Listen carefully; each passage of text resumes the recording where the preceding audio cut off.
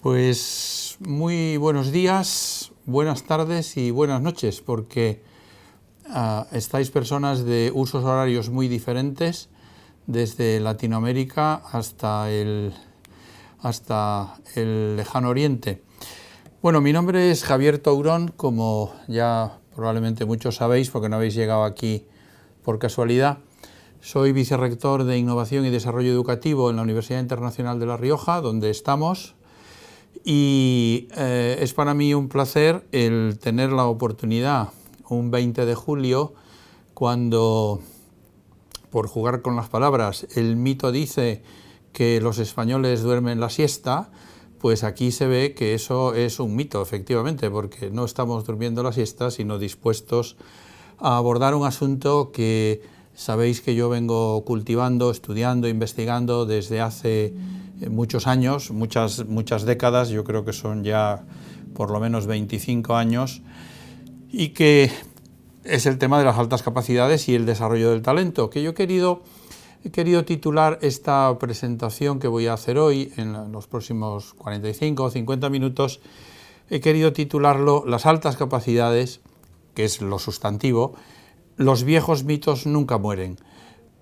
Esto es un título un poco retórico, ya se entiende, pero tiene su cosa, porque tiene su aquel, porque realmente un campo de estudio tan amplio, tan extenso, sobre el que se han publicado miles de trabajos, se han escrito centenares de libros, hay revistas especializadas, asociaciones internacionales sin cuento, en todo el mundo, ¿verdad?, con miles de personas dedicadas seriamente, dedicando todo su intelecto, todo su esfuerzo a avanzar en un campo en el que resulta que es tan difícil desterrar los errores, las concepciones equivocadas, los impactos de ideologías políticas o de pensamientos que son muchas veces ajenos a lo educativo. Es difícil, yo no tengo una explicación de por qué pasa esto.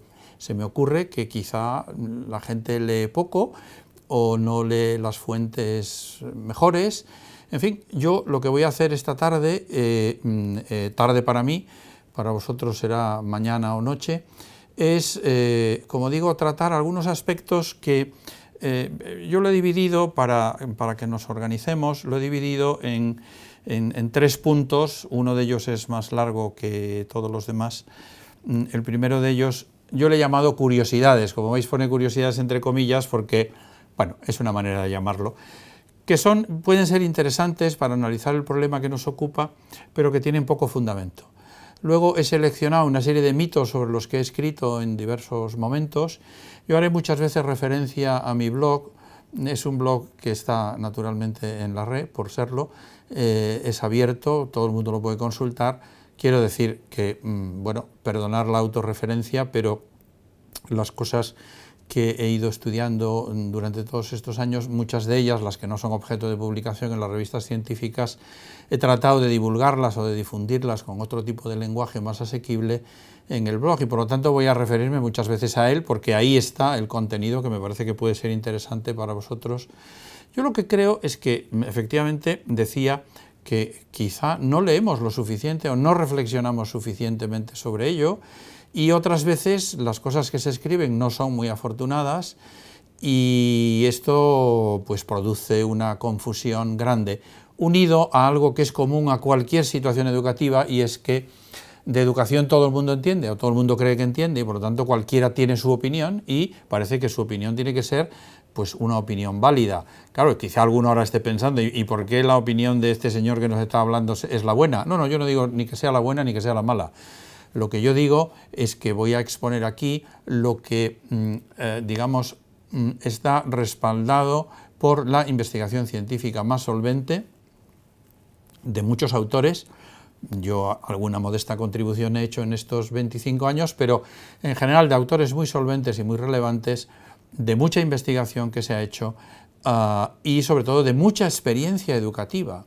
En España la atención a los niños de alta capacidad está casi por estrenar, pero en otros muchos países hay gran cantidad de actividades que se vienen realizando desde hace muchos años, por tanto, también sabemos lo que pasa en la escuela, también sabemos lo que ocurre cuando se atiende a los niños de alta capacidad. En fin, pues nada, yo he seleccionado unos cuantos mitos, realmente en el punto 1, lo que he llamado curiosidades, realmente son mitos también, y luego finalmente terminaré pues haciendo una referencia al talento como capital social del mundo. Bien, pues vamos a empezar con lo primero. ¿Superdotación o alta capacidad? Bueno, no quiero yo aquí recordar un libro que se titula Los superdotados existen, porque yo diría los superdotados no existen, o la superdotación no existe. Veamos, en la literatura sajona, la literatura en inglés, que es la literatura donde se ha desarrollado casi todo el conocimiento que tenemos sobre este ámbito, el término que se utiliza es gifted, y gifted quiere decir regalado. Regalado sería la traducción literal, pero quiere decir también, traducido al castellano, quiere decir dotado. Por tanto, y la dotación hace referencia, como muchos modelos explican, por ejemplo el de François Gagné, hace referencia a la capacidad, es decir, a la aptitud. Pero la superdotación no es un atributo, esto las personas, los psicólogos entenderán muy bien lo que quiero decir, no es un rasgo o una condición personal que se alcanza o con la que se nace, es decir, que unos son y otros no son. Esto simplemente es falso, de toda falsedad, porque cualquier persona que se mire a sí misma o mire a su alrededor se da cuenta que todos tenemos unas condiciones determinadas con las que nacemos y en función de las circunstancias, esas condiciones, esas aptitudes, ese potencial se desarrolla de un modo u otro hasta que se despliega y acaba por convertirse en determinado tipo de competencias o talentos. Bueno, esto por ejemplo sería la distinción entre la capacidad y el talento, ¿verdad? Que no es un asunto en el que vamos a entrar ahora de lleno porque no es el objeto de la conferencia, pero os recomiendo revisar, bueno, luego citaré algunos autores que os recomendaría leer. Es muy importante entender que, por tanto, la llamada superdotación no es un atributo o un constructo que se pueda reflejar en un CI. Un CI quiere decir un cociente intelectual. Esto no significa, no quiero con esto decir que el CI no signifique nada. El CI significa lo que significa. Lo que ocurre es que el CI no es un valor o una puntuación mágica que es como si fuera el punto de ebullición o el punto de congelación, bueno, más bien diríamos ebullición, más que congelación, que creo que viene más al caso, ¿verdad? A partir del cual, pues una determinada sustancia pasa de líquido a gas. Y por tanto, cuando un niño tiene un CI de 130, pasa de no ser superdotado a ser superdotado. Esto es una cosa tan tonta como decir que un señor que tiene una altura de 1,80, de 1,79,5 no es alto, pero un señor que tiene una estatura de 1,80 es alto. Es decir, que un punto convencional arbitrario que alguien ha establecido determina quién es alto y quién no es alto. Cuando hablamos de capacidad, igual que si hablamos de altura, igual que si hablamos del peso, igual que si hablamos de la habilidad para cualquier tipo de tarea, todos inmediatamente pensamos que esto es una cuestión de grado. Si hablamos de capacidad, la pregunta siguiente es decir, ¿cuánta capacidad? Y se dice, es que todas las personas tienen capacidad. Sí, todas las personas tienen capacidad, algunas personas tenemos poca y otras personas tienen mucha. Bueno, pero no hay un punto mágico que haga que la condición humana o personal cambie, de no ser a ser. No pasamos de la nada al ser más que cuando nacemos, ¿verdad? O cuando somos concebidos.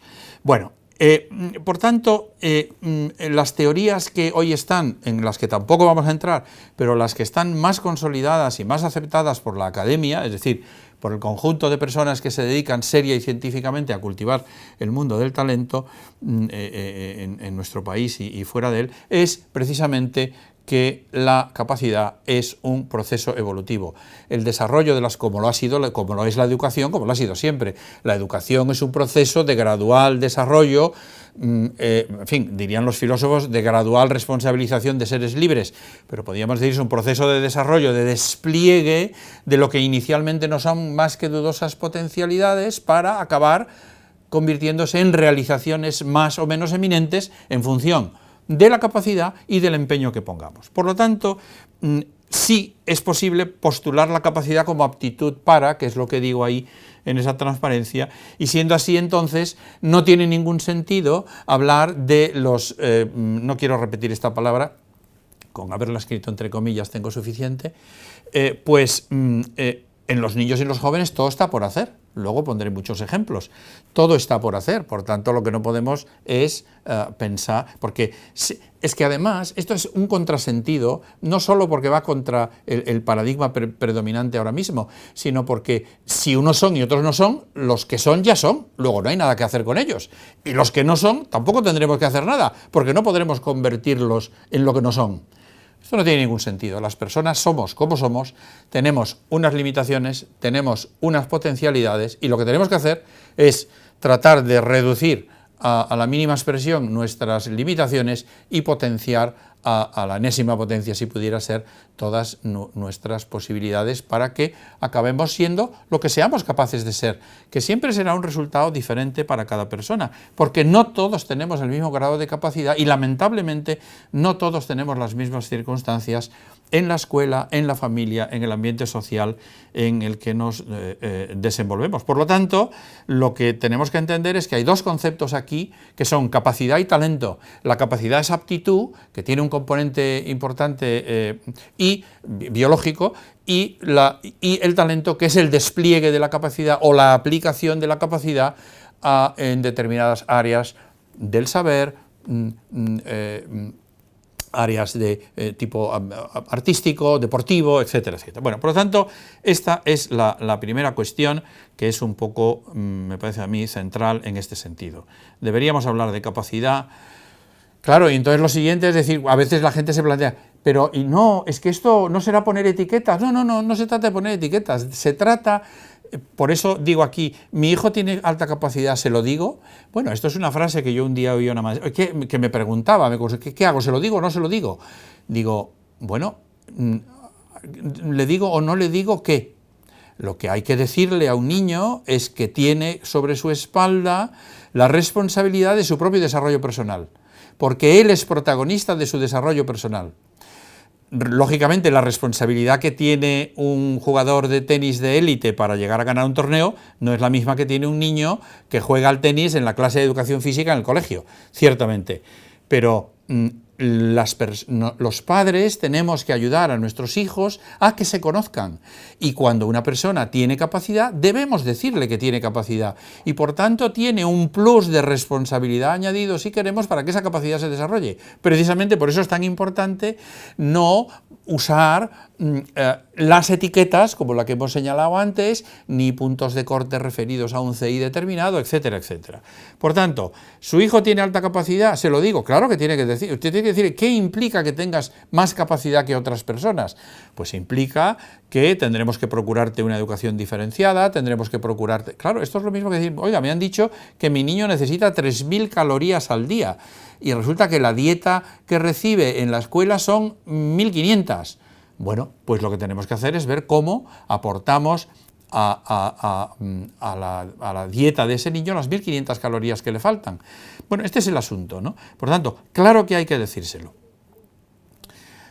Esta es otra cuestión que yo llamaría, no es una palabra que me guste mucho, pero es un poco chusca, ¿no? Porque dice, una madre me dice, mi hijo tiene un CI de 145, pero no es superdotado. Entonces, fíjense en lo siguiente. Dice, a mi hijo, esta es una frase literal, a mi hijo le han realizado una evaluación en la que se evidencia una capacidad intelectual global de 145, probablemente quiera decir un CI o algo así, pero resultados inferiores en las subescalas que implican atención.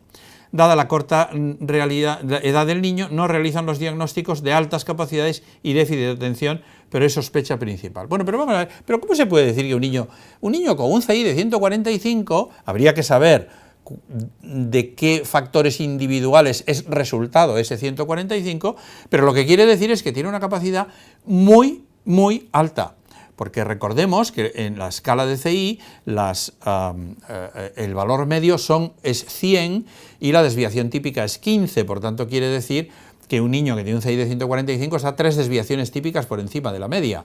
Bueno, esto quiere decir que en la población general hay un porcentaje mínimo de personas que tengan este valor o superior, ¿no? Por lo tanto, lo que quiere decir es que ese niño necesita una atención educativa diferenciada. Mirad, yo soy totalmente enemigo de las etiquetas, sobre todo las etiquetas mal puestas. Por eso hay que luchar con este término, hay que decir, oiga, ¿cuáles son las capacidades de mi hijo? Porque ese CI de 145, ¿de qué capacidad se deriva? Pues mire usted, de esta, pero mire, pero no está muy atento, y en esto no sé qué, y en lo otro no sé qué. Muy bien, pues ya tenemos un perfil diferencial de cuáles son las capacidades de ese niño, y ahora lo que tenemos que decir es, ¿cuál es el plan de intervención o cuál es el plan de acción educativa para que este niño potencie todas esas capacidades que tiene? Porque claro, si lo que estamos haciendo es establecer criterios más o menos arbitrarios, más o menos defendibles o indefendibles, para ver si a un niño le colocamos una etiqueta concreta, y entonces, bueno, como usted tiene la etiqueta, se hace acreedor, en el mejor de los casos, a tal o cual ayuda. Y si usted no tiene la etiqueta, bueno, sí, efectivamente, tiene usted un CI muy alto y tiene usted una gran motivación, pero como es poco creativo, pues usted castigado, usted no es el grupo de los elegidos. Esto es una cosa que no tiene ningún sentido. Es por eso cuando las etiquetas se llevan, no, es muy bueno, pero solo en matemáticas. Entonces no es esto. No, o es muy bueno, pero solo en lengua. Y no es, oiga, pues entonces habrá que hacer lo que haya que hacer para que en las demás cosas tenga un nivel aceptable, y en eso que es muy bueno ayudarle de una manera especial. Ah, no. Pero como aquí lo que hacemos es buscar criterios de exclusión, decimos, bueno, los que no tengan la etiqueta de súper, pues estos simplemente no son nuestro problema, no hay que hacer nada con ellos, ya están bien en la escuela. Claro, pero no olvidemos que la escuela es una escuela que está centrada en el alumno medio, y el alumno medio no existe en ninguna parte, y además está centrado en la actuación del profesor. Es decir, que allí es café con leche para todos, tengan o no tengan úlcera de estómago. Esto no puede ser. Esto realmente tiene que cambiar, y la literatura científica dice que tiene que cambiar, y sabemos cómo hacerlo. Claro, fijaros, yendo de una chusquez en otra, dice, su niño será superdotado, pero eso no quiere decir que tenga necesidades especiales. Dice, bueno, claro, efectivamente, y el Pisuerga pasa por Valladolid. Bueno, es que esto es una cosa, claro, pero esto lo ha dicho alguien, ¿no? Por eso a mí se me ocurría escribir esto, es una pequeña, decía Groucho Marx que es mejor estar callado y parecer tonto que hablar y despejar las dudas definitivamente. Bueno, pues realmente, con todo mi cariño y todo mi respeto, si esto lo ha dicho un profesor, que lo ha dicho un profesor, porque por eso lo he puesto aquí, pues hombre, habría que ayudarle a que reflexionase un poco sobre lo que supone una persona de alta capacidad en un esquema de desarrollo curricular en las clases, que es un esquema que está totalmente, como diríamos, orientado a la indiferenciación. Es decir, lo que acabo de decir hace un momento, el mismo currículo con el mismo nivel de dificultad, el mismo nivel de reto y la misma velocidad de desarrollo para todos los alumnos al mismo tiempo. Es decir, abrir todos la página por el libro 5. Perdón, abrir la página del libro por la página 5 del libro, vamos a ver si lo digo de una vez. Bien, por lo tanto, esto no tiene ningún sentido. Claro, todos los niños tienen necesidades especiales más o menos graves, más o menos digamos, extraordinarias, ¿verdad? Bueno, unos casos serán menores, otros casos serán mayores, pero en cualquier caso no se puede decir que un niño de alta capacidad, para sustituir el término, no sea un niño con necesidades especiales. Claro que tiene necesidades especiales, lo mismo que lo tiene un niño con dificultades, pero no todos los niños con dificultades tienen las mismas dificultades, ni tienen las mismas dificultades o las dificultades que sean con el mismo nivel de déficit. Pues esto es lo mismo, los niños de alta capacidad, que nadie piense que forman un grupo homogéneo. Los niños de alta capacidad son tan distintos como los niños más diversos que podamos encontrar en cualquier clase. Por lo tanto, al final, lo que yo he escrito y estoy propugnando desde hace años es que tenemos que ir a una escuela personalizada, donde cada alumno tiene un itinerario personal de aprendizaje, y hoy en día la tecnología nos permite hacer esto. Por lo tanto, los profesores que estén pensando, no, eso es imposible, que yo tengo 20, que yo tengo 15, que yo tengo 30, que yo tengo 40, se puede hacer con 40 y con 50 y con más. Bueno, pero en fin, esto no tenemos aquí ahora que decir cómo se hace, pero se puede hacer. Bien, yo sobre esto, el que tenga dudas de si el niño tiene o no necesidades especiales, simplemente pongo ahí unas entradas a las que ahora no me voy a referir. Cuando este vídeo lo podáis ver, se verá en diferido, porque se difundirá en el canal de YouTube de UNIR y yo lo pondré en el blog también. Y os invito luego a verlo y así podéis criticarme con más paz todo lo que queráis. Bueno, podéis ver estas entradas y si os interesa el tema, pues podéis ir ahí, donde yo trato de explicar por qué necesitan una configuración curricular específica. No me quiero parar en esto ahora, porque sé que si me enredo no llegamos aquí al final de ninguna manera. Y luego explico también qué modificaciones necesitarían en el contenido, en los productos y en los procesos, ¿no?, que son los elementos clave del currículo. Bien. Esto no me atrevo a reírme porque sé que, en fin, que hay muchos padres, os habéis inscrito, yo no sé cuántos sois padres, cuántos sois profesores, pero los datos que me pasaron antes de comenzar es que había como 1.200 personas inscritas en esta, fijaros lo del mito de la siesta, si los españoles duermen la siesta ya me diréis cómo hay 1.200 personas que estén atendiendo esta conferencia, ¿no? Quizá ahora sean menos los que se hayan conectado, pero en cualquier caso 1.200 personas han mostrado su interés y han puesto allí su correo electrónico para que se les enviaran un mail. Por eso no me río, porque sé que los padres sufren mucho y los profesores que son buenos profesionales también, porque a veces no saben cómo hacerlo o no tienen formación, querrían hacerlo mejor y no saben, y eso les produce muchas veces también pues un cierto grado de sufrimiento y de angustia. Pero vosotros fijaros lo que se llega a oír. Dice, no se preocupe, con el tiempo su hijo se normalizará. Es decir, mire, no vamos a hacer... Digo, oiga, doctor, que es que mi niño siempre me dice que tiene sed y yo, claro, le doy un vasito de agua en la comida, pero ya luego nunca más le... No se preocupe, señora, usted no le dé agua, que llegará un momento en que se aburrirá de pedírsela y que usted no se la dé y ya se le pasará la sed. Bueno, no, realmente lo que habrá es que meter al niño en la UCI con este planteamiento. La escuela no está para normalizar a nadie, la escuela está para atender diferencialmente a cada persona, la escuela está para promover la equidad, no la igualdad. No vamos a la escuela a ser iguales. Lo que sí tenemos que ser iguales es en la posibilidad de acceder a la mejor educación posible. Eso es el principio de igualdad de oportunidades, que es lo que se llama la igualdad ex ante, pero nada más. Pero la escuela lo que tiene es que promover la equidad, y promover la equidad significa permitir que cada uno vaya tan lejos, tan rápido, con tanta profundidad como sea posible. Hoy mismo comía con una colaboradora mía y hablábamos del tema de los estándares, los objetivos, los criterios, en fin, estas cosas curriculares, y yo le decía, no, porque los objetivos por ciclos, bueno, yo me quedé en esto de los ciclos todavía, cuando había objetivos por ciclos, y me decía, ya no hay, ahora los estándares ya son para toda la primaria o para toda la secundaria. Bueno, pues muy acertado me parece, porque ¿y qué pasa? Lo estándar, o sea, lo que tienen que pensar los profesores, lo que tenemos que pensar, lo que tienen que pensar los padres, lo que tienen que pensar las personas implicadas en este asunto, es que las asignaturas son una mera convención. Los libros de texto son otra mera convención. La arquitectura por cursos es una mera convención, es una manera de organizar el tiempo, es una manera de fraccionar los contenidos o los corpus teóricos de las áreas científicas en unos libritos que llamamos libritos de texto, que por cierto, en fin, con las posibilidades que hay ahora de los recursos electrónicos, los libros de texto deberían ser ya, los libros de texto analógicos me refiero, en papel, deberían ser, no digo los libros, cuidado, deberían ser una curiosidad histórica. Bueno, entonces se me ha ido la idea con esto. Bueno, lo que quiero decir es que lo que tenemos que permitir es que los alumnos progresen por el currículo en función de su capacidad y su competencia demostrada. Y habrá niños que esos objetivos que ha marcado la ley para el final de la primaria les cueste 6 años lograrlos, o 7, o a lo mejor 8, pero hay niños que pueden hacerlo en 4.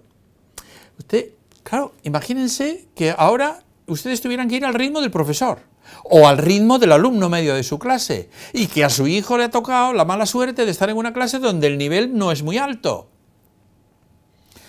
Bueno, pues a veces algunos autores han querido representar la escuela como si fuera la escalera de un edificio, y cada asignatura, cada materia, cada curso va siendo un escalón, y luego hay unos descansillos, y luego hay otra escalera que sigue subiendo, y otro descansillo, y otra escalera. Bueno, y los alumnos van subiendo por las escaleras. ¿Saben quiénes están en los descansillos? Siempre los niños más capaces. ¿Y qué están haciendo allí? Esperando a los demás, perdiendo el tiempo. Esto es lo que no puede ser, porque eso produce un drenaje en el desarrollo de sus capacidades, en el desarrollo de sus talentos, y produce un drenaje en el desarrollo social que es totalmente intolerable. Por tanto, estas cosas que acabo de mencionar aquí, de la igualdad, de la equidad, de la igualdad ex ante, la igualdad ex post, de esto habló John Stuart Mill en el siglo XIX. Y lo de la equidad, el asunto de la equidad y la justicia, esto ya está mencionado por Aristóteles, 5 siglos antes de Jesucristo, cuando decía que es tan injusto tratar desigualmente a los iguales como tratar igualmente a los desiguales. Pues mire usted, en las clases de las escuelas de hoy en día, que también es otro concepto que tendría que desaparecer, tendríamos que quitar los tabiques y hacer todo modular, ¿verdad?, en modelo Pradera, de eso sabemos mucho aquí, y entonces la gente se va moviendo en función de la tarea que tiene que realizar. Y no crean que estamos hablando esto es una invención, a este hombre se le ha ido la cabeza, no, hay escuelas donde lo están, las menos, es cierto, pero hay escuelas donde lo están haciendo. Yo, por otras razones que no son del caso, no hace mucho estuve en Inglaterra visitando una escuela internacional de altísimo nivel, donde no tienen ni currículo, sino que se dedican a trabajar por proyectos. Por tanto, cuidado, no sacralicemos el curso, la clase, el libro, que todo esto son convenciones. Lo que necesitamos es personas que conviertan su potencial en rendimiento y que lleguen al máximo que puedan llegar en función de sus condiciones, en función de su interés. Y esto es lo que la escuela tiene que lograr, no hacer que las gentes sean iguales, sino que las gentes o las personas lleguen a avanzar todo lo posible. Y esto es bueno para todos, es imprescindible para los más capaces, porque son los que más corren. Pero también es muy bueno para los demás, porque personalizar la escuela beneficia a todos los alumnos. ¿O acaso la personalización no se ve palmariamente clara en la atención a los niños con dificultades de aprendizaje, que tienen sus profesores de apoyo? En fin, bueno. Otra curiosidad de estas, que yo creo que debe ser ya casi la última, porque si no, no sé a dónde llegaremos. Dice, no creo que existan estos. Es que me da como cosa decir la palabra. Dice, en mi clase no hay ninguno. Digo, ¿estás seguro? No, esto te lo dice, un profesor se queda tan tranquilo. En mi clase no hay ninguno. No, yo no creo en esto, como si esto fuera un problema de fe. Esto no es un problema de fe. Bueno, realmente yo os invito a leer 2 entradas de mi blog que quedan ahí en la imagen. Uno de ellos es una pregunta que yo me hago: ¿cuántos alumnos de alta capacidad hay en España? Y la respondo, claro, con datos. Y dice, pero luego me hago otra y digo, ¿y qué pasa cuando identificamos en un centro educativo? Pero lo que pasa cuando identificamos en un centro educativo, que por cierto, ya lo digo desde ahora, por si se me olvida, todos los centros educativos deberían venir obligados anualmente a evaluar las capacidades de todos sus alumnos y en función de eso establecer planes que garanticen razonablemente el desarrollo de esas capacidades. Bueno, pues cuando identificamos en un centro educativo, pues esto es como cuando tiramos una red barredera al mar, que los pececillos que estaban por ahí sueltos, que nadie los veía, pues resulta que están ahí. Y cuando hemos identificado en muchas docenas de colegios, que lo venimos haciendo desde hace muchos años, nos encontramos, ¿sabéis con qué cosa curiosa? Que los niños de alta capacidad, algunos eran conocidos, la mayor parte de ellos no eran conocidos, pero sí eran conocidos todos los niños con dificultades de aprendizaje. Claro, porque un niño con dificultades de aprendizaje se autoidentifica. Cuando tú quieres enseñar a leer a un niño y no lee, dices, uy, aquí hay un problema. Cuando le quieres enseñar a sumar y no suma, dices, uy, aquí hay un problema. Pero cuando le pones 10 sumas y el niño las hace todas rápidamente, no sabes si sería capaz de, en vez de sumas, resolver divisiones o hacer reglas de 3 compuestas o calcular el área bajo una curva. Claro, y entonces el niño de alta capacidad no siempre se autoidentifica, sobre todo porque los profesores tampoco saben en qué cosas se tienen que fijar. A veces a mí los padres y a las personas que nos hemos movido muchos años en el campo del diagnóstico, cuando nos cuentan su historia, yo realmente muchas veces no haría falta. Yo le dices, cuénteme cosas de su hijo. ¿Y usted por qué está preocupado? ¿Y usted qué? Bueno, cuando empiezan, a los 5 minutos dices, es que ya casi no necesita hacer un test. Mirad, esto ya sé que puede, no digo que no haya que hacerlo, pero esto es lo mismo que hay un paralelismo grande entre el diagnóstico en educación y el diagnóstico médico.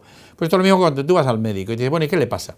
A ver, dígame usted qué le pasa. Y entonces el médico te empieza a hacer unas cuantas preguntas y tú le empiezas a decir unas cuantas cosas. Y el médico te ve y dice, uy, tiene el ojo un poco amarillento, tal, la tez, no sé cuánto, aquí la bilirrubina, el otro, tal. Y el médico, por las cosas que le cuentas y las cosas que le dices, ya sabe más o menos por dónde van los tiros.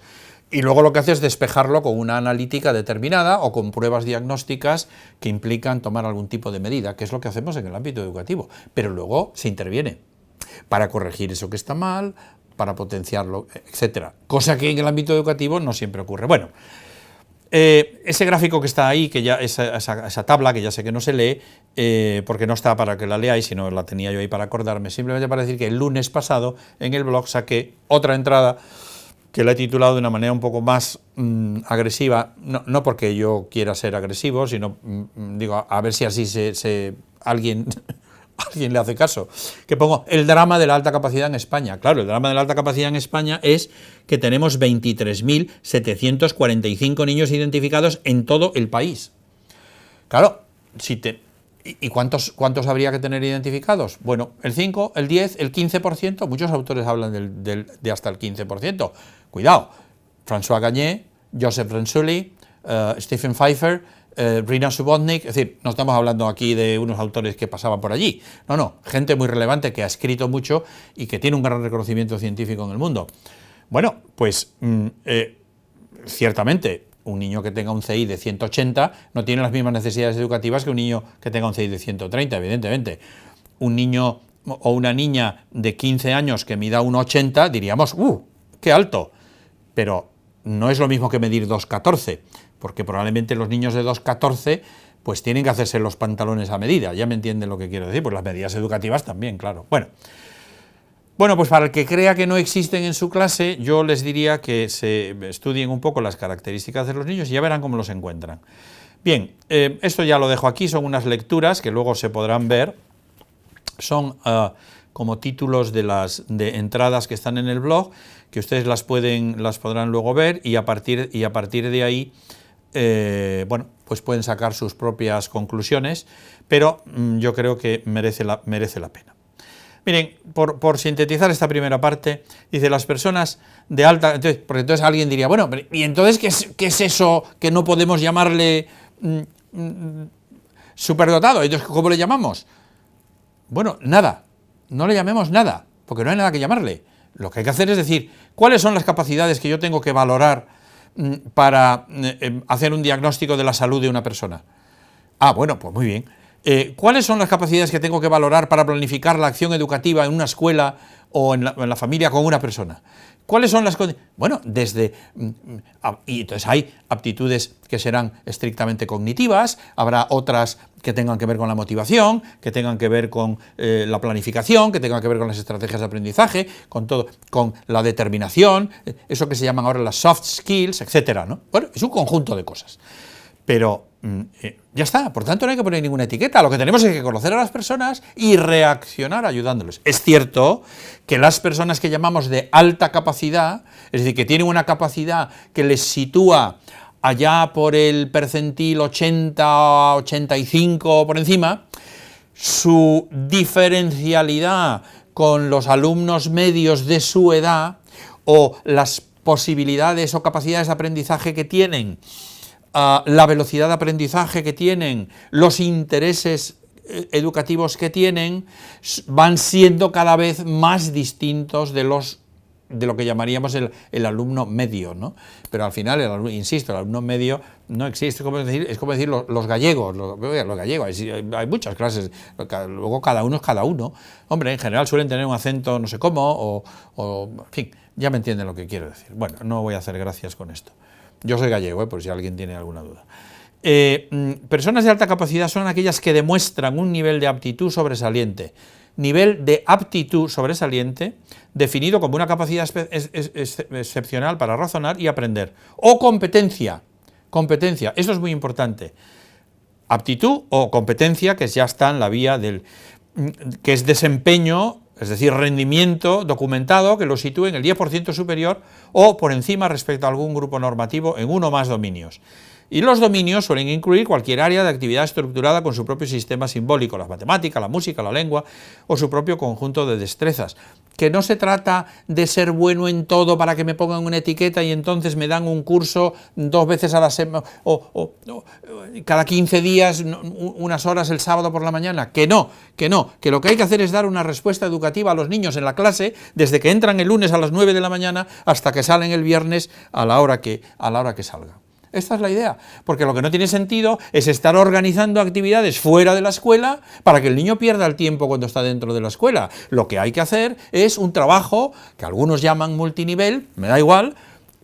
Bueno, hoy he visto una cosa a la que no he respondido, pero me viene ahora a la cabeza, lo voy a decir. Alguien hizo una especie de burla porque yo escribí en una ocasión algo así como rescatemos la pedagogía diferencial para la escuela. Y alguien tuvo la ocurrencia, yo creo que probablemente porque no ha leído mucho de estas cosas en su vida, dice, bueno, esto es el neolenguaje, ahora resulta que a la segregación le llamamos pedagogía diferencial. Bueno, una persona que dice esto muestra un nivel de ignorancia de tal calibre que no merece ninguna respuesta, ni en Twitter ni en ninguna parte.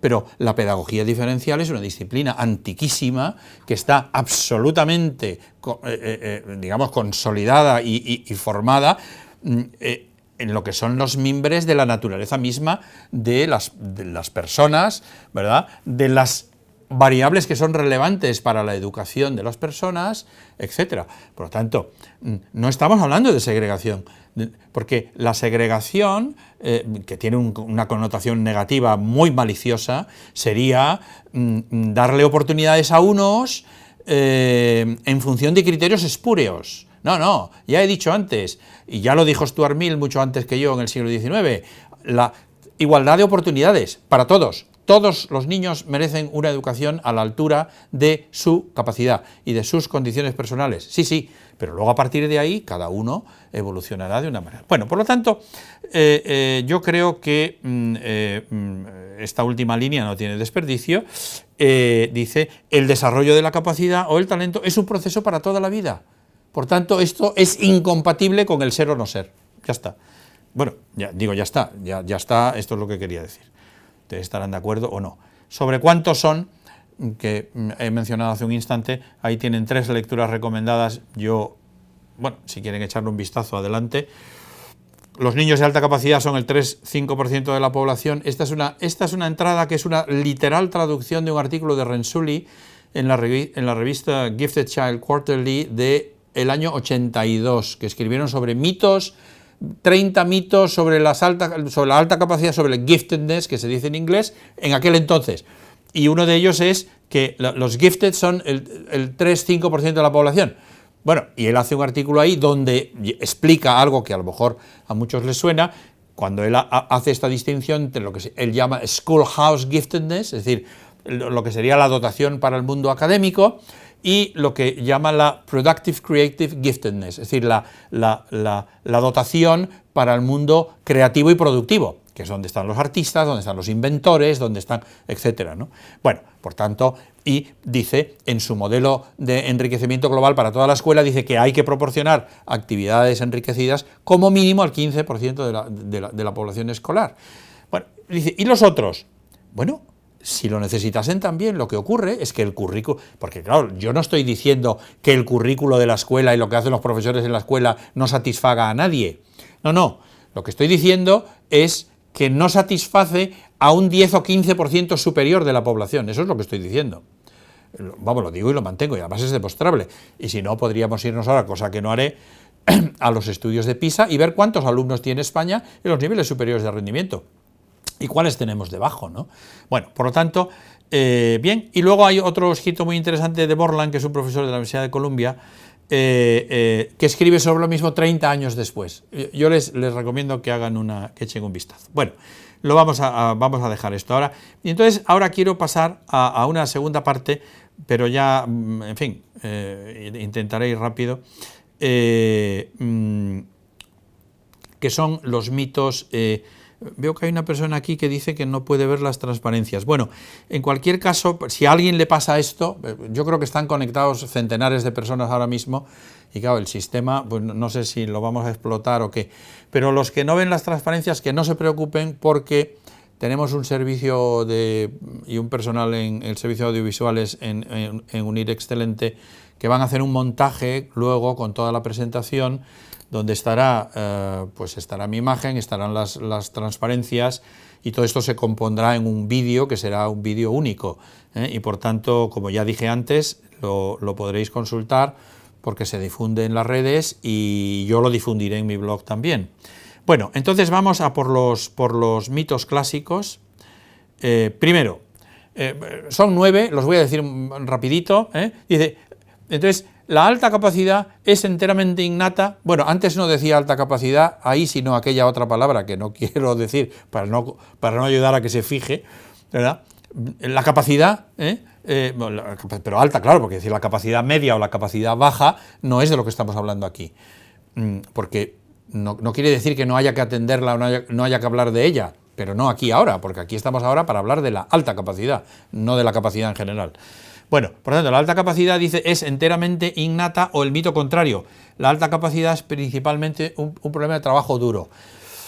Yo creo que, bueno, creo no, ahora lo recuerdo, todos estos mitos están desarrollados en el blog con una relativa extensión, los pueden leer allí uno tras otro.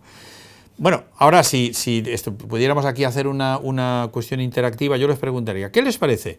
¿Les parece que sí, que es innata, que no es innata? Bueno, pues en el fondo aquí lo que hay es una discusión entre lo que serían las posturas genetistas y las posturas ambientalistas. Hay quien dice que con esfuerzo todo se consigue y hay quien dice que la genética es lo determinante. Bueno, estas cosas van cambiando con el tiempo. Hubo un momento en que todo se fiaba a la genética y la carga genética es la que determina lo que tú eres.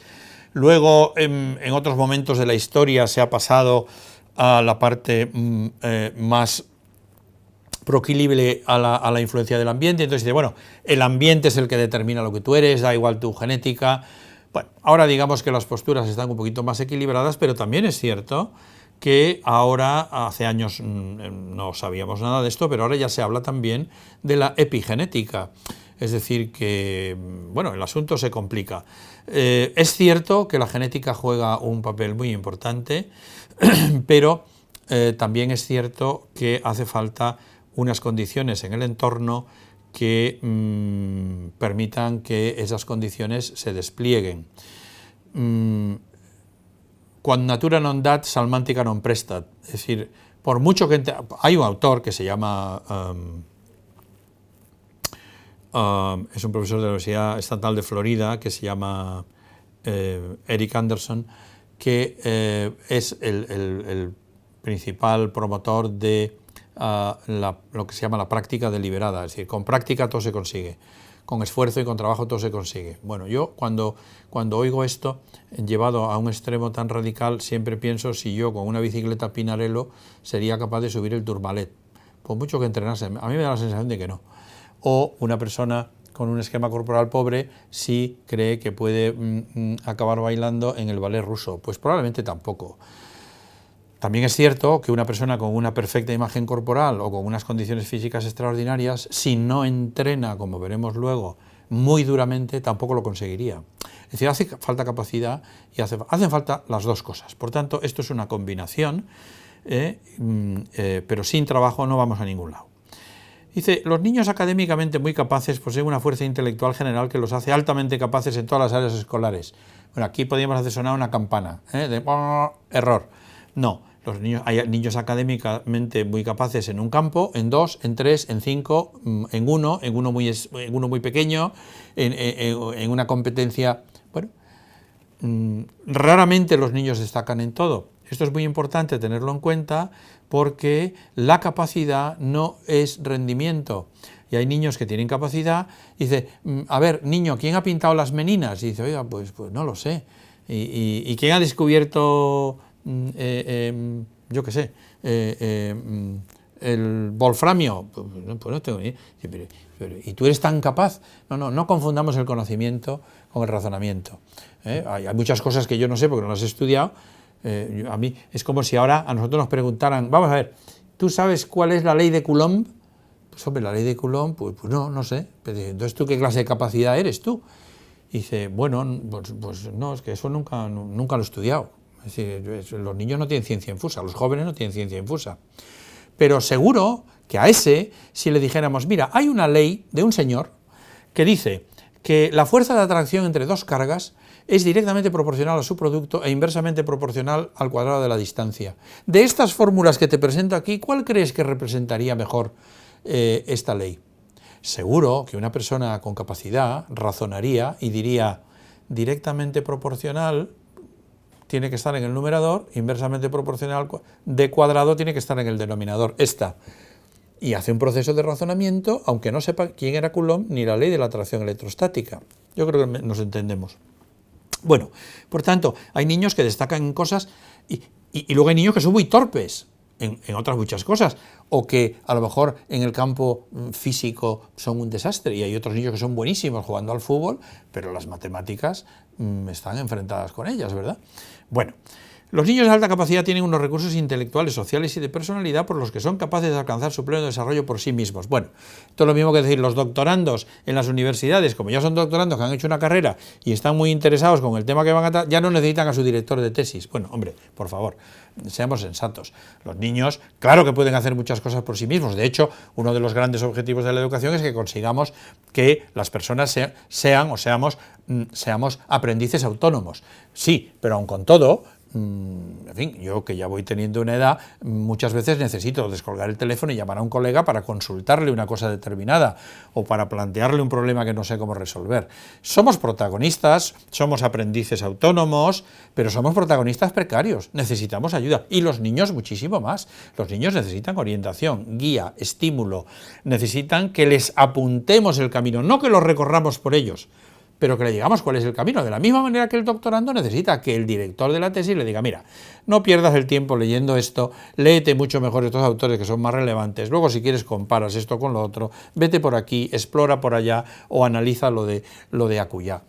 Bueno, por tanto, la realidad es que los niños de alta capacidad no desarrollan su potencial por sí mismos, necesitan ayuda, y precisamente al necesitar ayuda, por eso, se dice ahí al final, es posible afirmar que el talento que no se cultiva se pierde. Quiere decir, si esas ayudas no se dan, si esas condiciones no están presentes, lo más probable es que el desinterés, la desmotivación, la falta de acierto en el camino que uno emprende, pues acabe por dar al traste. Mirad, como regla general, que esto, fijaros, en fin, lo que voy a mencionar con otras palabras es la zona de desarrollo proximal de Vygotsky. Si la tarea a realizar tiene un nivel de reto que me supera ampliamente, me producirá frustración. Esto es una pendiente demasiado fuerte. No soy capaz de subirla, me tengo que bajar de la bicicleta. Frustración total. Tengo una forma física deplorable. Pero si es demasiado fácil, producirá abandono y falta de interés, porque eso es cuando los niños dicen, es que esto está chupado. ¿Me puede usted poner una cosa un poco más difícil? Bueno, esto significa que las personas necesitamos un nivel de reto que se adecúe a nuestras condiciones personales en cada momento, que es variable. Y hay momentos en que el nivel de dificultad aumenta, momentos en que el nivel de dificultad, bueno, como un entrenador sabe en la pista con sus alumnos, con sus pupilos, ¿verdad?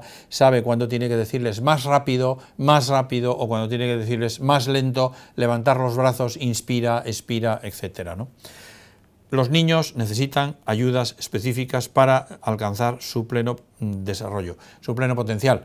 Y si no, que me digan quién ha logrado ser un literato relevante, un físico relevante, un químico relevante, un médico relevante o lo que ustedes quieran, un pianista relevante, sin haber tenido ni una ayuda, ni un maestro, ni un... Es que esto no tiene ningún sentido, ¿se dan cuenta? Es decir, bueno, estoy llevando esto un poco al extremo, pero ya me entienden. Los niños de alta capacidad llegan a ser adultos eminentes y creativos, o el mito contrario, las personas que en la infancia no son prodigios nunca llegarán a destacar en algún talento concreto. Bueno, algunas personas de alta capacidad, incluso los prodigios, lo que se dice, no llegan a ser eminentes, es decir, no todas las personas. Vamos a ver, otra vez, antes dije que no forman un grupo, es que no son un grupo. es una denominación que utilizamos para referirnos a un conjunto de personas que son muy diferentes. Es lo mismo que decir los gallegos. Bueno, las gallegas, pues oiga, hay de todo, más altos, más bajos, más listos, más guapos, menos guapos, en fin, con morfoconformados de diversas maneras. Bueno, pues esto es lo que ocurre. O sea, la diversidad, dicen los biólogos, diversity is everywhere. Claro, eso es lo que tenemos que tener en cuenta, la diversidad está en todas partes, ¿no? Por lo tanto, y luego hay que tener en cuenta que si el ambiente en el que se mueven las personas es un ambiente enriquecido, abierto, creativo, dinámico, con múltiples posibilidades, hoy en día, hombre, yo entiendo que no todos los padres pueden traer a los niños a ver el Museo del Prado, o no pueden llevarlos a Venecia, ¿verdad?, a ver, o a Florencia, ¿verdad?, pero oiga, es que no conocemos Google Expedition, o no conocemos el proyecto Google Arts and Culture, que me permite, hombre, ya sé que no es lo mismo, pero me permite tener unas experiencias virtuales, si ustedes quieren, extraordinarias. Hoy en día da igual que vivas en un pueblecillo perdido en un monte no se sabe dónde, o que vivas en una capital fantástica. Es posible acercar los recursos a las personas. Yo escribí no hace mucho una entrada en el blog, no hace mucho quiere decir, hace semanas, pocas, que se titulaba algo así como los recursos educativos digitales. Os invito a visitarla, porque ahí hay miles, o sea, cuando digo miles son miles, porque algunos de los enlaces os conducirá a miles de webs, de recursos, de plataformas, donde, en fin, yo entiendo que un profesor diga, no, oiga, es que yo esto no sé, esto yo no sabría hacerlo. Bueno, pero otros sí han sabido hacerlo y lo ponen a tu disposición. Lo que tienes es que aprender a usarlo. Pues ya está.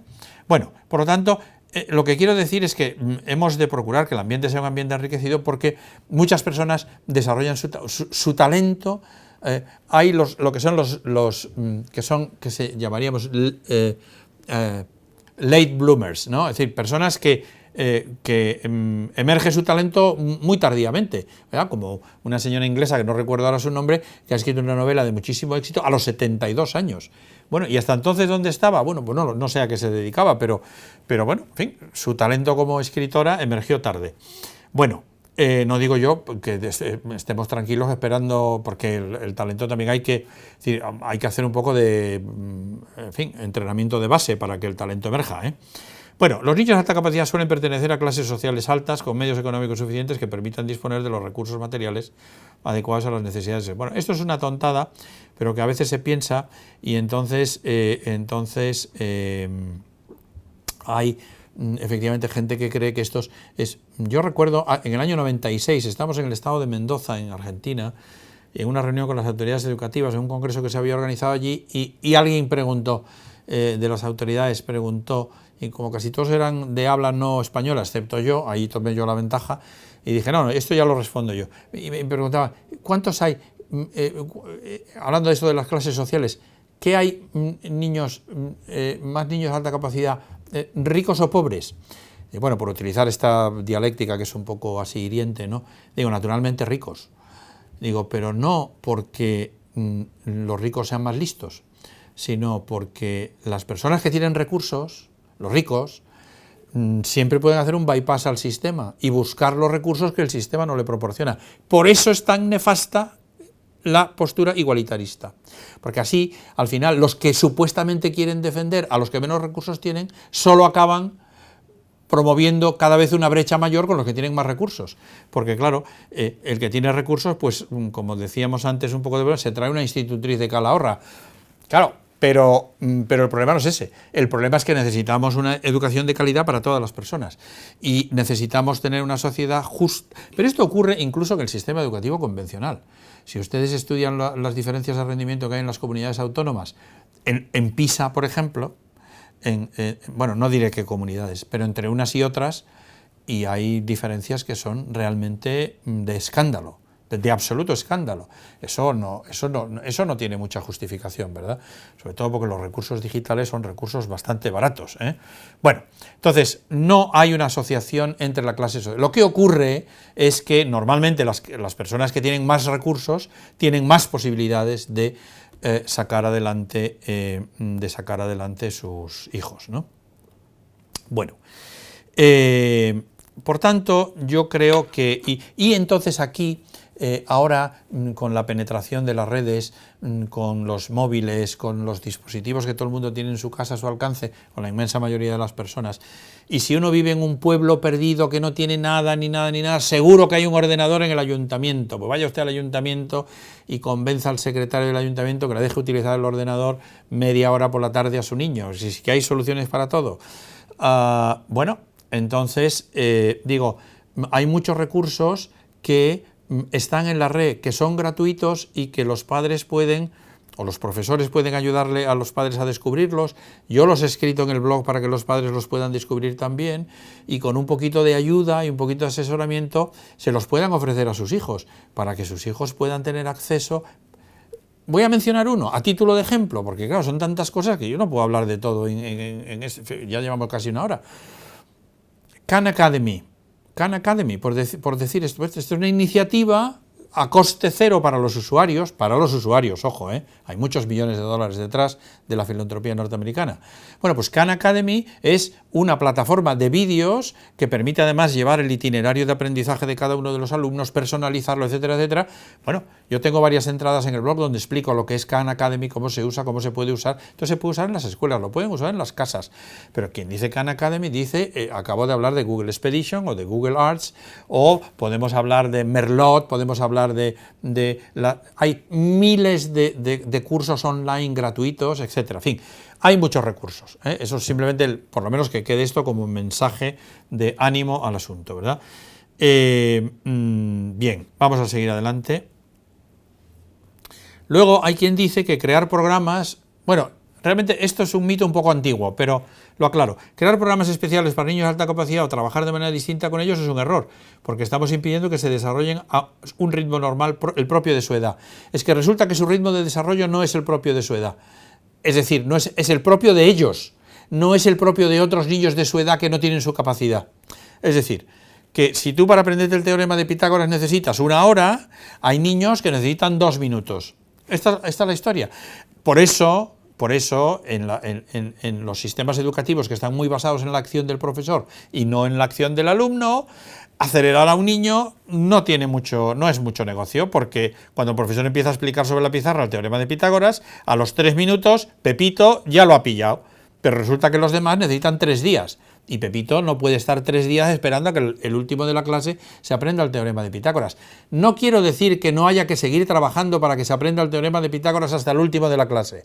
Eso hay que hacerlo, pero mientras tanto hay que permitir que Pepito pueda estar haciendo problemas complejos, tan complejos como sea capaz, de triángulo-rectángulo, o desarrollando un proyecto en el que se aplique el teorema de Pitágoras para no sé qué cosa que luego presentará al resto de sus compañeros en la clase. Esto es lo que quiero decir. No puede estar sentado cruzado de brazos haciendo más de lo mismo, porque eso no es enriquecer el currículo de Pepito, eso es hacer terapia ocupacional, y eso es otra cosa. Bueno, por tanto, claro, si la escuela fuera personalizada, si la escuela fuera perfectamente adaptativa, entonces no habría ningún problema. Bueno, pues ya no habría que crear programas especiales porque ya cada uno los tendría. Pero mientras eso no sea así, claro que hay que hacer programas especiales, porque además los niños de alta capacidad necesitan atención educativa no solo dentro de la escuela, sino también fuera de ella, que es un asunto que aquí no vamos a tratar. En fin, en el que yo tengo una relativa experiencia porque durante muchos años estuvimos haciendo campus de verano en CTI, etcétera, etcétera. Bueno, seguimos adelante. Lo único que se consigue con una educación diferenciada para alumnos de alta capacidad o para aquellos que destacan en algún talento específico es crear elitismo. Bueno, aumentando y pronunciando de manera evidente las diferencias entre las personas. Bueno, yo es que no quiero seguir ahondando en el asunto. Pues ustedes me dirán lo que piensan, o no me lo digan, pero la educación tiene éxito cuando logra el óptimo de cada persona. El objetivo último de la educación es la promoción de la excelencia. Yo, o sea, creo que no se puede decir con palabras más claras y más tajantes. En fin, no sé casi... y ahora digo a renglón seguido, todas las personas tienen su óptimo, todas las personas tienen su excelencia, pero el nivel de excelencia que algunos somos capaces de alcanzar es muy pequeñito y el de otras personas es muy grande, y llegan a ser personas muy destacadas en el ámbito social, científico, político, artístico, lo que sea. Y si no, les invito a que se lean, por ejemplo, cualquiera de las entradas que hay en el blog o directamente en las fuentes originales, el artículo de Rina Subotnik, Paulo Olszewski-Kubilius y Frank Worrell, bueno, unos autores muy conocidos, sobre su megamodelo de donde se explica cómo pasamos del novato a la persona eminente, en esta transición de desarrollo. Por eso no somos, porque el novato no es nada, el novato es uno que empieza, pero algunos son capaces de llegar a la eminencia, otros se quedarán en una cierta pericia, y bueno, que también todos somos necesarios, es decir, la gente mediana también somos necesaria para para mover el mundo entero, ¿no? Pero bueno, yo creo que me entienden. Entonces, no se trata de, es que la educación tiene que promover la élite, solo la élite, no, la élite, y si no, bueno, y el que piense que no, que automáticamente proponga que se cierren los centros de alto rendimiento, que se cierren los conservatorios, que se cierren las óperas, que se cierren ustedes todo, porque si no va a haber gente que cante muy bien, no vaya a ser que nos salga un Carreras o un Pavarotti mañana, o que, bueno, esto no tiene, ya ven que no tiene ningún sentido. Bueno, esto nadie lo cuestiona si estamos hablando de fútbol, por ejemplo.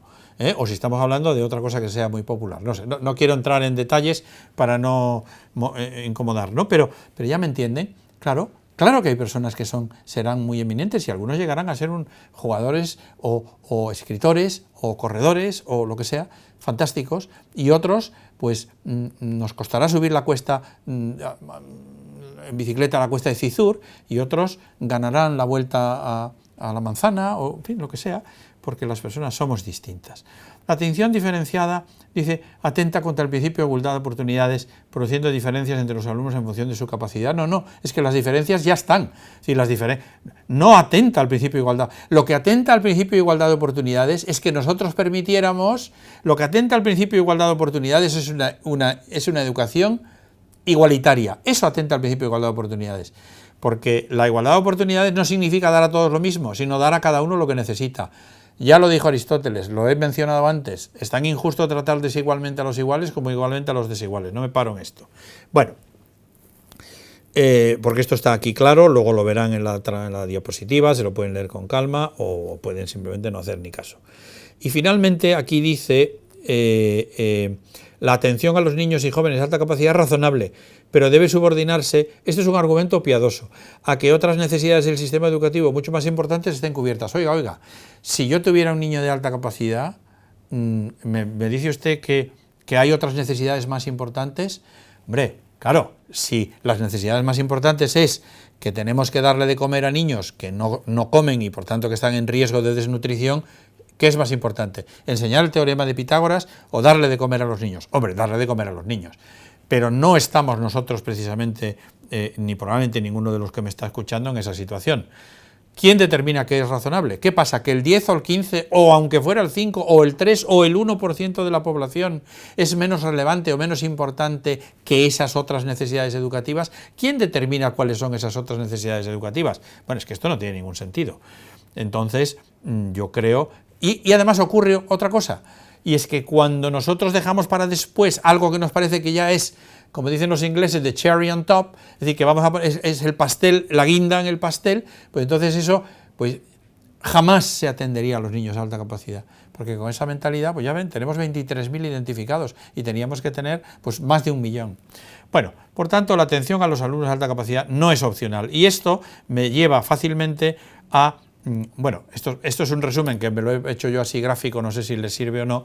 Lo que quiero decir es que un piano y capacidad más trabajo hacen un pianista, y un violín con capacidad y trabajo hacen un violinista, y una moto y la capacidad más el trabajo y el entrenamiento pues hacen un ganador como estos, ¿no? Bueno, de la misma manera, pues, hombre, no sé yo si capacidad y trabajo hacen un Einstein, probablemente esto no, pero lo que está claro es que Einstein no llegó a donde llegó precisamente por ser un holgazán o por no tener capacidad o no llegó de casualidad no trabajando. Eso es evidente, ¿no? Bien, por tanto, termino porque esto ya son simplemente unos enunciados y he abusado de su paciencia demasiado. Yo voy a tratar de concluir diciendo 8 cosas por las que yo creo, 8 razones por las que creo que atender el talento es una exigencia de cualquier sociedad, iba a decir moderna, ni moderna, ni antigua, ni contemporánea, de cualquier sociedad cabal que, no quiere acabar siendo colonizada siempre por otros que sí lo hacen. Porque el talento de los más capaces puesto al servicio de la sociedad liderará la construcción de un futuro mejor para todos. ¿Quién va a descubrir el mecanismo de funcionamiento de un oncogen? ¿Quién va a descubrir un sistema alternativo que palíe las emisiones nocivas que se carguen la capa de ozono? ¿Quién va a...? Las personas más capaces que les hayamos permitido que pongan su capacidad al servicio de una ciencia determinada. Ya está. Esos, desde luego, yo no. ¿Por qué fomentar un sistema educativo que promueva la excelencia mejora la educación de todos? A veces, hablando con los profesores, les dicen, bueno, entonces es que esto, con los niños de alta capacidad, habría que hacer esto y lo otro, y lo otro, y lo otro. Y esto no solo es bueno para los niños de alta capacidad, sino que es bueno para todos. Porque las técnicas que promueven el aprendizaje creativo, el pensamiento crítico, la resolución de problemas, el trabajo en equipo, etcétera, etcétera, etcétera, etcétera, eso es bueno para todos. Lo que ocurre es que eso lo realizan de manera eminente los que son más capaces. Pero es bueno también para los que son menos capaces. Claro. Por tanto, todas las sociedades que se han tomado en serio la educación del talento, al final han mejorado la educación de todos sus ciudadanos. Esto está claro. Bueno, canteras deportivas, conservatorios de música, ¿por qué no apoyar esta misma filosofía en el ámbito de las ciencias, en el ámbito de la formación intelectual? Bueno, porque los jóvenes con talento solo lograrán un desarrollo personal pleno si se les permite desplegar todo su potencial intelectual sin barreras. Esto es una cosa que no necesita más comentario, porque es justo dar a cada uno lo que necesita, y en esto consiste, como ya lo dije antes, el principio de igualdad de oportunidades, y porque es urgente romper los mitos y los prejuicios, algunos de los cuales hemos estado manejando aquí, y porque, sobre todo, el talento que no se cultiva se pierde, y porque vivir de espalda a la existencia de jóvenes de alta capacidad, yo aquí he puesto España, pero podía poner cualquier lugar del mundo, supone darle la espalda a millones de personas que sufren ellos personalmente, sufren sus familias, sufren su entorno y sobre todo producen una pérdida de capital humano en los países que es absolutamente intolerable. Bueno, pues hasta aquí mi presentación. No quiero decir nada más, he abusado ampliamente de su paciencia, hablando 65 minutos, y claro, no he podido tampoco atender a la velocidad a la que ha ido el chat, ni mucho menos. Yo tengo aquí algunas preguntas que hicieron, que son muchas, y las he agrupado en 3 preguntas concretas, preocupaciones de padres y cosas relativas a los profesores. Entonces, como deben ser 30 o 40 preguntas que, no se preocupen, no voy a contestar, pero en fin, no porque no sean interesantes, sino porque tenemos que respetar al auditorio y el horario. Entonces, simplemente voy a seleccionar 3. ¿Cuándo y cómo hay que tratar a un niño con alta capacidad? Yo creo que ya está respondido. ¿Cómo? Como a cualquier otro niño. Y a veces dicen los padres, bueno, ¿y yo a mi niño de alta capacidad cómo le ayudo? Dice, bueno, o cómo lo educo, igual que a todos los demás, exactamente igual. Seguro que si tienes un niño que le gusta el fútbol, lo llevarás a los partidos de fútbol. O si juega en la liga del colegio, y si tienes otro que hace ajedrez, lo llevarás al ajedrez, y a la hora de recoger la mesa le pedirás a todos que lo hagan, y a la hora de ayudar a un hermano le pedirás a unos y a otros que lo hagan en función de sus... Pero al final dices, ¿cómo hay que educar a un niño de alta capacidad? A un niño de alta capacidad hay que educarlo como a cualquier otro niño, y luego necesitará una serie de acciones diferenciales en cuanto a su capacidad.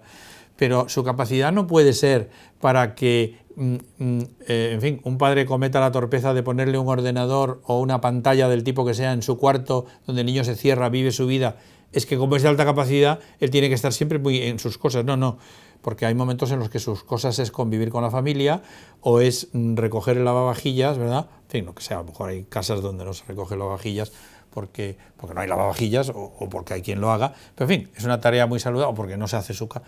Bueno, quiero decir, a los niños hay que educarlos como niños, como personas, como lo que son, como seres que tienen que desarrollar su potencial.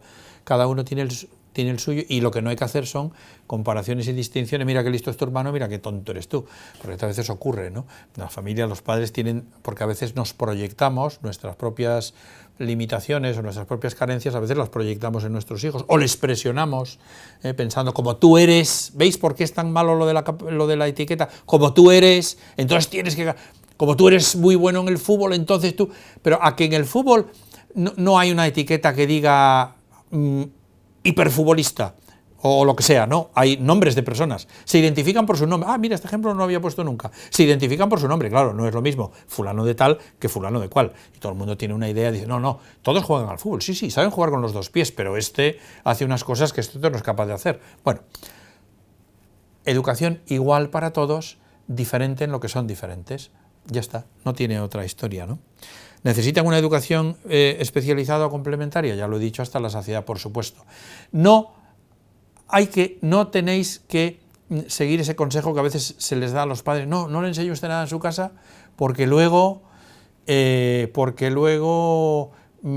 cada vez se diferenciará más de sus compañeros en el colegio. No.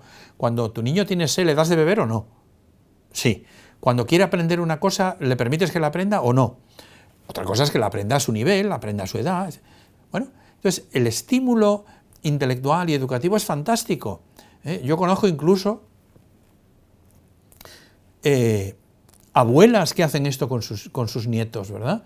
Y les ayudan a descubrir su amor por el arte, la belleza del arte, las obras de arte, preparan los viajes con antelación, etcétera, ¿no? Bueno, esto es lo que tenemos que hacer, promover una educación que sea enriquecida, de la que todos se van a servir. El puchero va a ser el mismo, lo que pasa que algunos se comerán unas cucharas enormes y otros unas cucharitas pequeñitas, ¿no? Bueno, por tanto, hay que abrirles un gran horizonte.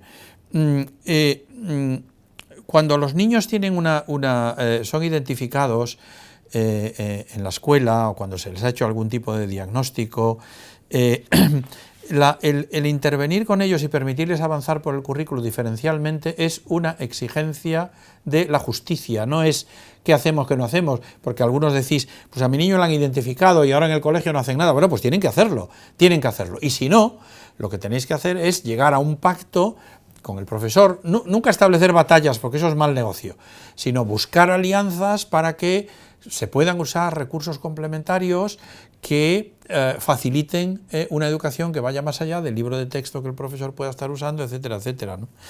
Bueno, muchos hacéis referencia al fracaso escolar, a que hay muchos niños que por desmotivación, porque están en un ambiente en el que además no pueden ser ellos mismos, tanto que hablamos de la tolerancia y al final luego son el blanco. Ahora acabamos de empezar a unir un estudio sobre el ciberacoso y el acoso escolar en los niños de alta capacidad, ¿no? Que es un problema muy serio, no en los niños de alta capacidad y en todos los demás.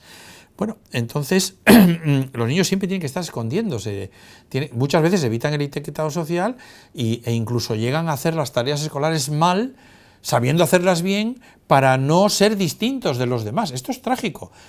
Una clase en la que ocurra esto, el profesor se debe plantear qué tipo de valores está promoviendo ahí, ¿no? Bueno, los profesores, que es otra de las cosas que surgen aquí, los profesores tienen que formarse. Y esto, bueno, ahora diréis que esto voy a arrimar el ascua a mi sardina. Pues sí, lo voy a hacer, pero ya lo digo, o sea que no me importa nada. Los profesores tienen que formarse. Primero, tenéis en mi web unas entradas que se llaman los cuestionarios de Rogers. Rogers, que es una autora americana muy conocida, ha hecho unos cuestionarios, yo los he traducido al español, ella me ha permitido utilizarlos para que los pueda difundir entre todos vosotros, y son cuestionarios para padres, para profesores y para los propios alumnos. Ahí están. Eso os puede servir para tener una primera aproximación de en qué cosas os podéis fijar, en qué cosas destacan más vuestros hijos, etcétera, etcétera. Y luego siempre habrá que recurrir, como hablábamos antes del médico, a la medida, al diagnóstico psicológico en algunas variables, etcétera, pero hay variables de la familia que son muy importantes, que con y estos cuestionarios que son para profesores también les pueden servir mucho a ellos para saber en qué cosas se tienen que fijar en la clase, ¿verdad? Pero de todas maneras los profesores tienen que formarse. Entonces, esta es una de las razones por las que nosotros hemos puesto en marcha un experto universitario en alta capacidad y desarrollo del talento que empezará en noviembre en UNIR, que será totalmente online. Lo vamos a desarrollar en un espacio virtual 3D. Naturalmente será mucho más interactivo de lo que ha permitido esta conferencia. Bueno, yo de todas maneras trataré de a posteriori echar algún tipo de vistazo al chat por si hubiera alguna cosa en la que pudiera ayudaros de una manera más particular. Solo pretendía hacer una exposición general de una serie de mitos y quedaros con la idea de que muchas de las cosas que oímos, lo que tenemos que preguntarnos, esto no es cierto cuando se dice, oiga, mire, es que cada uno tiene su opinión. No, porque hay opiniones que tienen valor y otras que no tienen tanto, o que no tienen ninguno. Entonces lo que tenemos que hacer es formarnos, buscar las fuentes que sean más relevantes para nosotros y también es mi idea en un futuro muy próximo el poner en marcha algunos cursos dentro de la Escuela de Formación de Profesores, aparte de este experto que acabo de mencionar, que está orientado a profesores, aunque puede ser muy útil para los padres también, porque si se forman muy bien los padres le podrán luego tener conversaciones inteligentes con los profesores y relevantes, pero vamos a desarrollar también algún tipo de actividades para padres que se podrán hacer online y por tanto nuestra idea es contribuir de la mejor manera posible a que estos viejos mitos definitivamente mueran. Yo estaba tentado al principio de decir los viejos mitos nunca mueren, o sí. Pues yo estoy seguro que después de en fin, con el interés que todos le estamos poniendo, también todos los que me han escuchado desde el otro lugar de la cámara, estoy seguro que si todos nos ponemos a ello, lo vamos a lograr. Ha sido un placer estar con ustedes todo este rato y espero que, en fin, en medio de la pesadez, alguna de las ideas que he expuesto les pueda ser de ayuda en la educación de sus hijos o de sus alumnos o de sus nietos. Muchas gracias.